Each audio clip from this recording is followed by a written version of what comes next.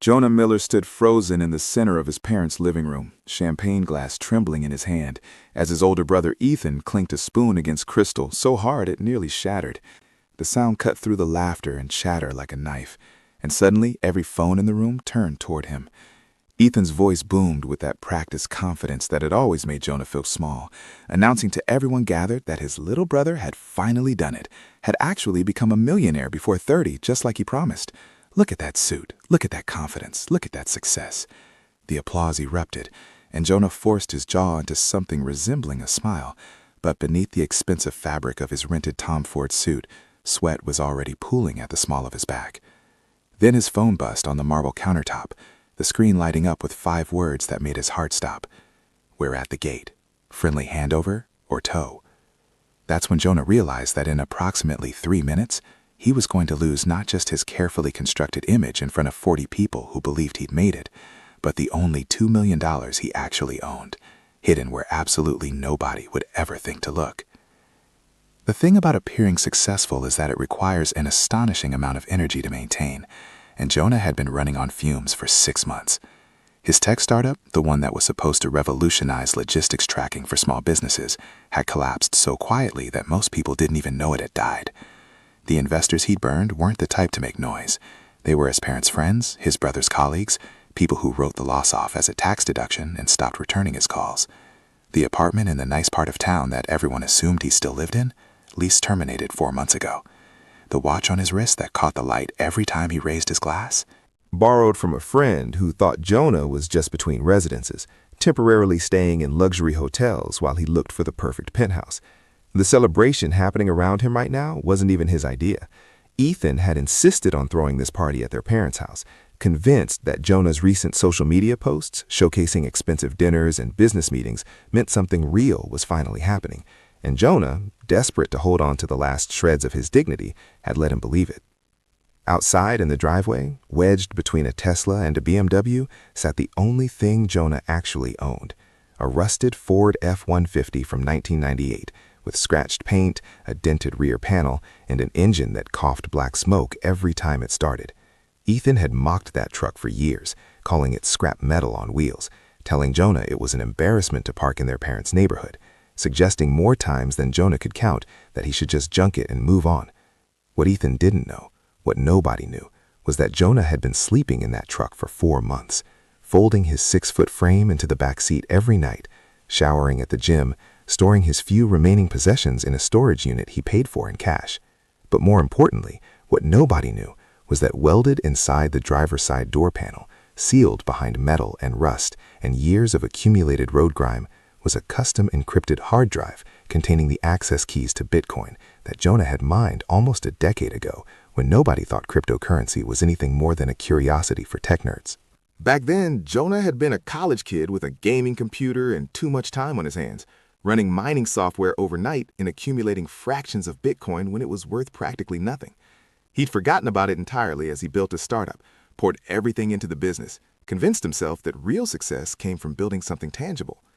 When the company collapsed and he'd lost everything, he'd remembered those old wallets almost by accident, digging through old hard drives and backup files in a desperate search for anything salvageable.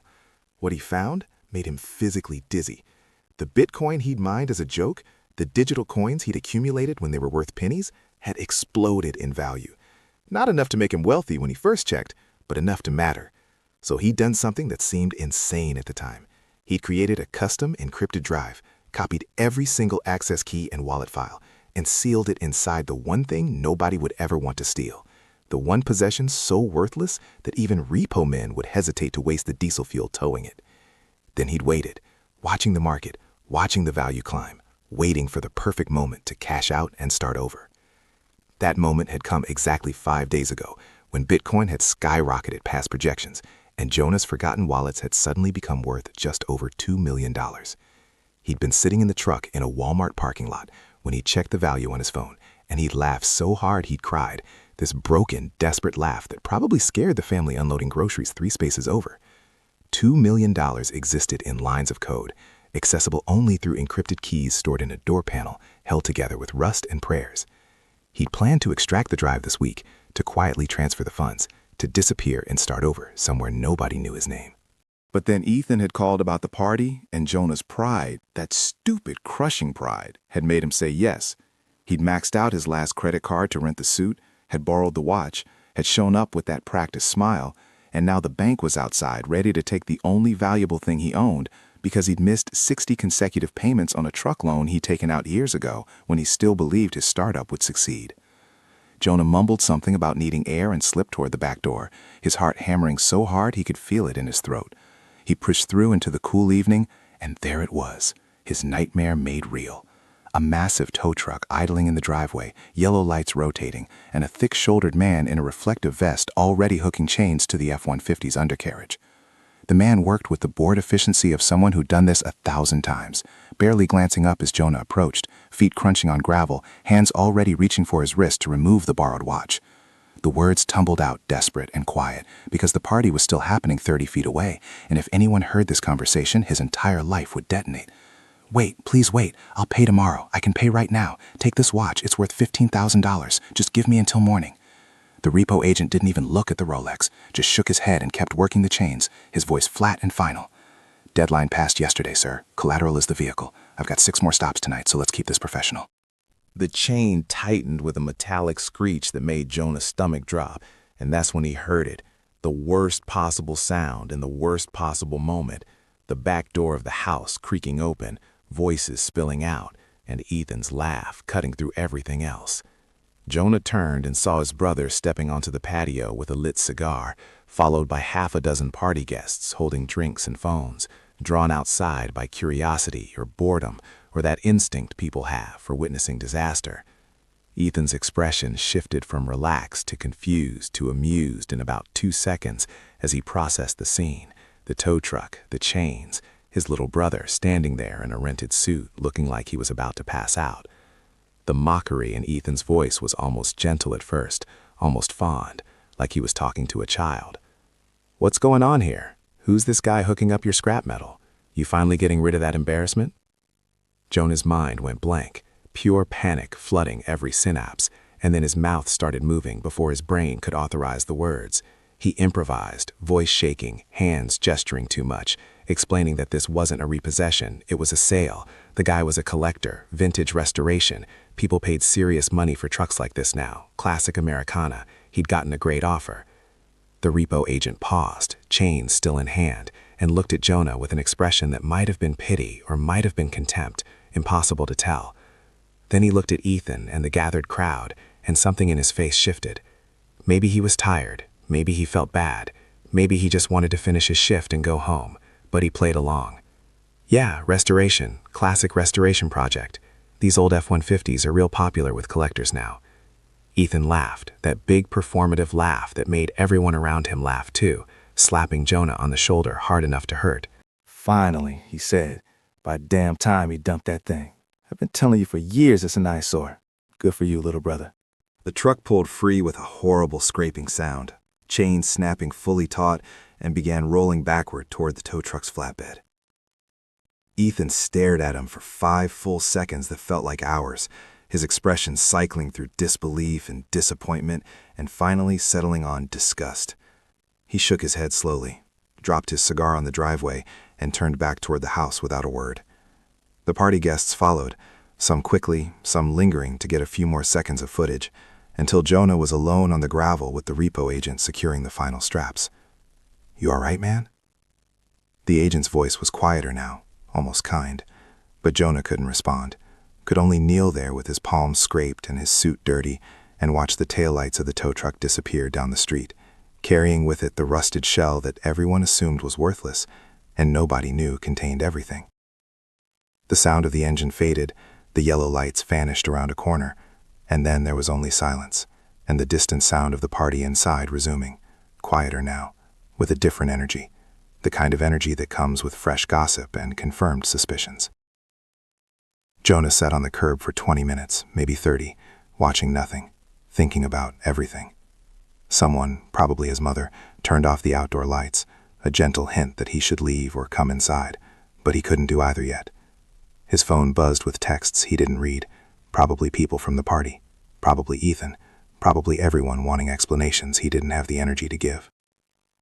And then, sitting there in his rented suit on his parents' curb in the neighborhood where he grew up, Jonah started laughing. Quietly at first, just a breath of air, and then louder. This weird, broken sound that was half laugh and half sob, but somehow felt like relief.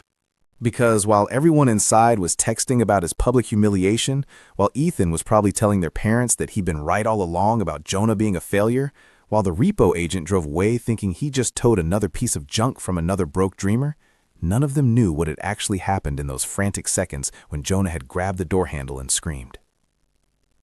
When he'd run to the truck, when he'd wrapped his fingers around that handle and refused to let go, it hadn't been mindless panic. Well, it had been, but it had also been something else. In his sleeve, held in place by nothing but desperation and a prayer, had been a small screwdriver from his father's garage that he'd grabbed on the way out the door, some instinct telling him he might need it. And while the repo agent yelled at him to step back, while Ethan shouted about embarrassment, while phones recorded his breakdown, Jonah's fingers had been working. The door panel on a 1998 F-150 was held in place by 6 plastic clips and 2 screws, and Jonah had modified his particular door panel years ago when he'd installed the encrypted drive, making it possible to access with just 1 screw in a specific location. 30 seconds of everyone watching him cling to the truck like a madman, 30 seconds of the agent threatening to call the cops, and Jonah's screwdriver had found the spot, turned twice, and a small sealed component had dropped into his palm. Now, sitting on the curb, he opened his hand and looked at it under the streetlight. A custom-built encrypted circuit board, maybe 3 inches long, sealed in waterproof coating, containing every access key to every Bitcoin wallet he'd ever created. It looked like electronic trash, like a piece of broken computer that belonged in a recycling bin, and it was worth $2.1 million. They'd taken the truck, towed it away with chains and contempt, believing they were repossessing a worthless asset from a broke failure. They'd taken the lie he'd been living, the false image of success, the suit and the watch and the smile. But the fortune, the actual, real, tangible fortune, had left with him, sealed in his palm, invisible to everyone who'd watched his collapse. Jonah stood up slowly, his knees stiff from kneeling on gravel, and walked to his car. Not his car, actually, a rental he'd gotten for the party, another piece of the image that didn't belong to him. He drove to a cheap hotel near the highway, paid cash for a room, and sat on the bed staring at the circuit board for an hour before he finally pulled out his laptop. The process of accessing the wallets was complicated, layers of encryption and verification, but he'd done it before, and muscle memory took over. Wallet after wallet appeared on his screen, each one showing a balance that would have seemed impossible a decade ago. He didn't transfer the funds that night, didn't make any moves, just sat there confirming that it was real, that he hadn't lost everything, that the humiliation had actually been the price of keeping what mattered. The week that followed was strange and quiet. Jonah didn't return calls, didn't explain himself, just worked methodically through the process of converting cryptocurrency to actual usable funds in ways that wouldn't trigger attention. He set up accounts, verified transfers, moved money through the proper channels, and watched his bank balance transform from negative to more than he'd ever imagined having. He bought clothes from a normal store, not designer, just clothes that fit and belonged to him. He got a modest apartment with a month-to-month lease, nothing fancy, just a place with a bed and a shower and a door that locked. And he started looking at businesses for sale, not tech startups this time, but established companies with actual revenue and real assets. That's how he found Ethan's logistics company. His brother had built something genuinely impressive, a regional freight coordination business with steady clients and reliable income. But Ethan had always been better at operations than ownership, better at managing than strategizing. The company was profitable but stagnant, and Ethan had been quietly shopping it around for months, looking for someone to buy him out so he could retire early and consult.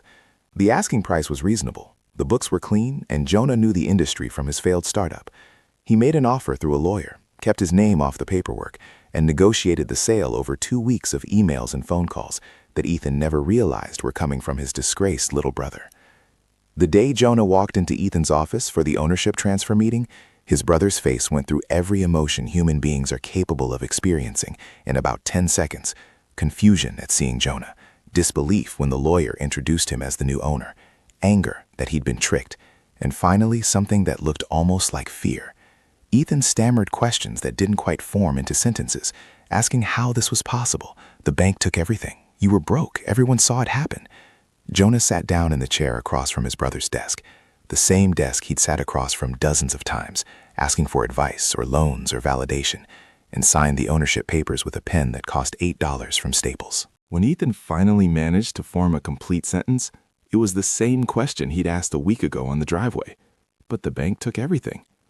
Jonah looked at his brother, this man who'd always been so confident, so certain of his place in the world, and Jonah's place beneath him, and spoke quietly, without anger or triumph, just stating a fact. They took who I looked like, what I was trying to be, all the performance and desperation.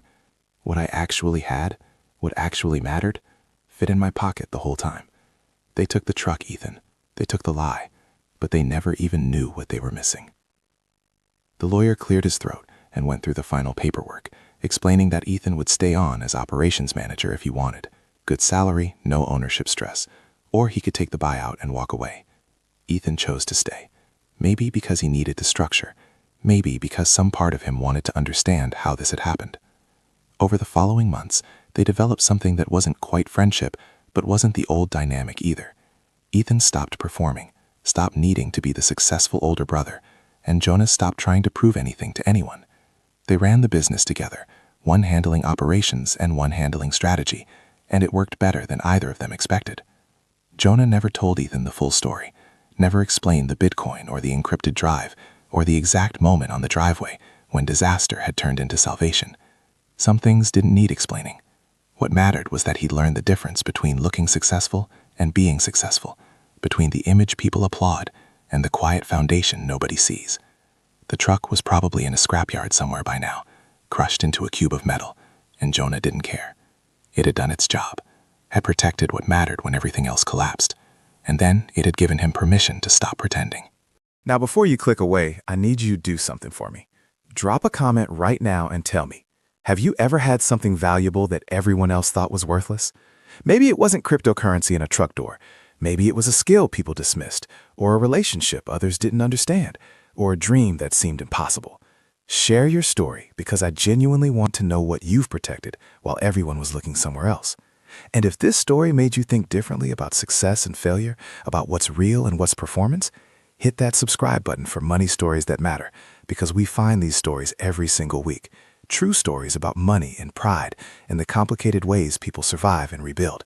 Subscribe, turn on notifications, and I'll see you in the next one, where we're going to talk about a man who inherited a fortune and spent 20 years trying to give it all away, only to discover that giving money away is harder than making it, and the attempts to be generous nearly destroyed his entire family. That story drops in 3 days, and you're not going to believe where it ends up. Thanks for watching.